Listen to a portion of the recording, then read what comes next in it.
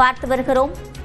தவேகாவில் விருப்ப மனு அளித்த முக்கிய நிர்வாகிகளை நேர்காணல் செய்வதற்காக தற்போது விஜய் வருகை தந்திருக்கிறார். கூடுதல் விவரங்களை செய்தியாளர் செந்தில்ராஜாவிடம் கேட்கலாம். செந்தில்ராஜா, முழுமையான விவரங்கள்.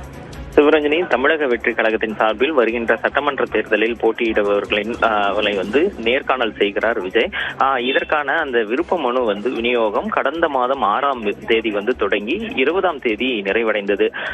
அதற்கு பிறகு அந்த ஏராளமான ஆயிரக்கணக்கான அந்த மனுக்களை பரிசீலனை செய்து மாநில நிர்வாகிகள் ஒரு தொகுதிக்கு இத்தனை பேர் என்று ஒரு குறிப்பிட்ட நபர்கள் 4 பேர் வகையில் இறுதி செய்தார்கள். அதில் முக்கியமாக இன்று பார்த்தீர்கள் என்றால் ரசிகர் மன்றம், விஜய் ரசிகர் மன்றம் தொடங்கிய காலத்திலிருந்து கட்சியில் தன்னுடன் பயணிக்கக்கூடிய முக்கிய நிர்வாகிகளை வரவழைத்திருக்கிறார். அது மட்டும் இல்லாமல் மாநில நிர்வாகிகள் மற்றும் புதிதாக சேர்ந்த சிலர் VS பாபு மற்றும் செங்கோட்டையன் போன்றவர்களும் இன்றைய நேர்காணலில் பங்கேற்கிறார்கள்.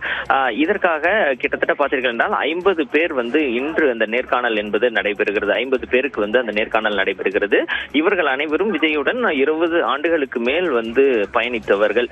அது மட்டும் இல்லாமல் மாநில நிர்வாகிகள் சிலர் அருண்ராஜ், செங்கோட்டையன், ஆனந்த், பொருளாளர் வெங்கட்ராமன் ஆகியோரும் இந்த நேர்காணலில் பங்கேற்கிறார்கள். இன்று இந்த நேர்காணலில் பங்கேற்கக்கூடிய பெரும்பாலானோர் வேட்பாளராக அறிவிக்கப்பட உள்ளார்கள் என்று கூறுகிறார்கள். ஏனென்றால் பல ஆண்டு காலமாக விஜயுடன் பயணிப்பது, அவர்களுடைய பணி என்ன, மாவட்ட ரீதியாக செய்திருக்கிறார்கள் என்பது உள்ளிட்ட பல்வேறு விஷயங்களை ஆராய்ந்து இன்று முக்கியமாக அந்த முதல் கட்டத்தை, அதாவது தான் சந்திக்கக்கூடிய முதல் தேர்தலுக்கான அந்த வேட்பாளர் பட்டியலை தயார் செய்யும் போது தன்னுடன் பயணித்தவர்கள் இருக்க வேண்டும் என்ற ரீதியில் தான் இன்று அந்த வர வைக்கப்பட்டிருக்கக்கூடிய மாவட்ட செயலாளர்கள் இருக்கிறார்கள். சிவரஞ்சனி,